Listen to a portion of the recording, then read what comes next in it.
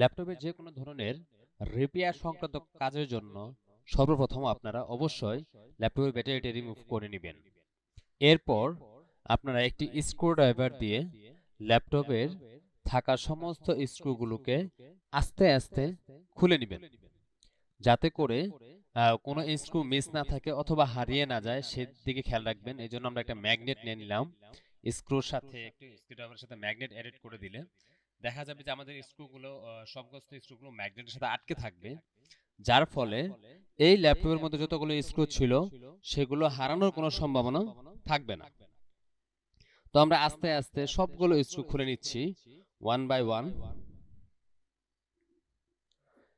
আপনারা এইভাবে সমস্ত স্ক্রুগুলো খুলে নিয়ে এই ল্যাপটপটি খুলতে পারবেন। আসলে এইচপি ল্যাপটপগুলো যে স্ক্রুগুলো থাকে দেখবেন যে আসলে প্রচুর পরিমাণে স্ক্রু থাকে এদের মধ্যে। হ্যাঁ, বিভিন্ন জায়গায় স্ক্রু থাকতে পারে, যেরকম আপনার লকের নিচে, হ্যাঁ, অথবা যে কোনো রাবারের নিচে। এই সমস্ত স্ক্রুগুলো অবশ্যই আপনাদেরকে দেখে দেখে খুলে নিতে হবে।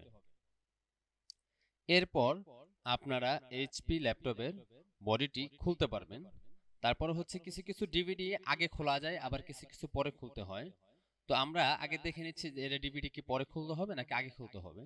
তো প্রথমে আমরা ট্রাই করব এই বডিটাকে আলাদা করার জন্য। বডি নিচের যে পার্টটি আছে সি পার্টটি, সেটাকে আমরা আলাদা করার চেষ্টা করব। তো আচ্ছা, যাই হোক, এটা আগে ডিভিডিটা খুলে নিতে হবে। ডিভিডি খুলে নিলাম। এরপর আমরা জাস্ট আস্তে আস্তে এটাকে খুলে নিচ্ছি। দেখুন কি সুন্দর চমৎকার ভাবে আমাদের বডিটি খোলা হয়ে গেল, খুব সুন্দর। এটা খুবই ইজি।